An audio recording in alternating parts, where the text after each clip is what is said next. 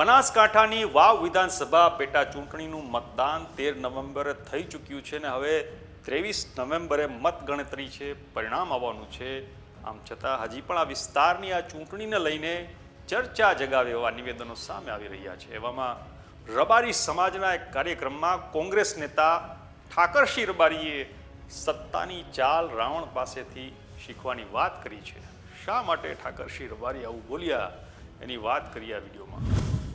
નમસ્કાર, vibes of ઇન્ડિયામાં આપનું સ્વાગત છે। હું ઇમરાન। વાવ વિધાનસભા બેઠકની ચૂંટણી માટે મતદાન થઈ ગયા પછી હવે પરિણામ જાહેર થવાને ખાલી 6 દિવસ માંડ રહ્યા છે। એવા સમયે એક પછી એક રાજકીય નેતાઓના નિવેદનો વિવાદ જગાવી રહ્યા છે, ચર્ચા જગાવી રહ્યા છે।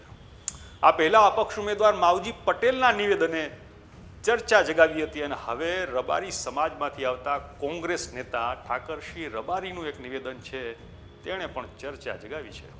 સાંભળીએ ઠાકરસિંહ રબારી શું બોલ્યા। આજે આ જોઉં છું એટલે માફ કરજો, તમારો નાનો ભાઈ છું, દીકરો છું, અને આપ સૌને પણ કહું છું કે રાવણની રાજનીતિ વાંચજો।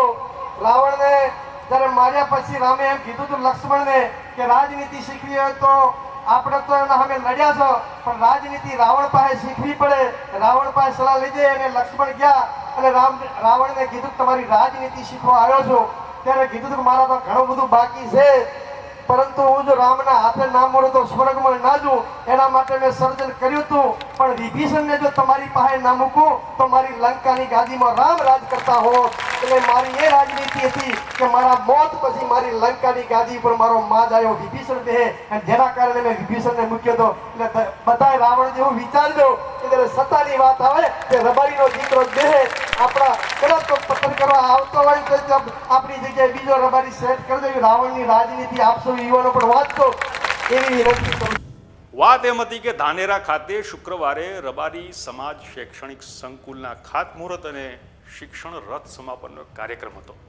એમાં રબારી સમાજના બીજા પણ રાજકીય અને સામાજિક આગેવાનો હાજર હતા અને એમાં કોંગ્રેસ નેતા ઠાકરસિંહ રબારી પણ બોલ્યા હતા।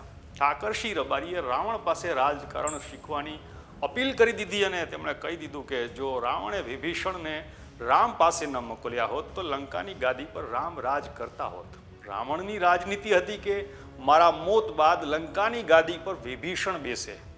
સત્તાની વાત આવે તો બધા રાવણની જેમ વિચારજો, સત્તાની વાત આવે તો બધી જગ્યાએ આપણી જગ્યાએ બીજો રબારી સેટ કરી દેજો। તો આ રીતે વાવનું રાજકારણ છે એ મોટાભાગે સમાજ જ્ઞાતિ જાતિ આધારિત છે, બધા જાણે છે। ત્યારે મોટાભાગે તેના જે રાજનેતાઓ છે, રાજકારણીઓ છે, એ જ્ઞાતિ જાતિ અને સમાજને પોતાની તરફે કરવાની વાત કરતા હોય છે। ઠાકરસિંહ રબારીએ પણ આવી વાત કરી છે। ત્યારે તમારું એ વિશે શું માનવું છે, અમને કોમેન્ટ કરીને જરૂર જણાવજો। આપણે મળતા રહીશું વાઇબ્સ ઓફ ઇન્ડિયા પર।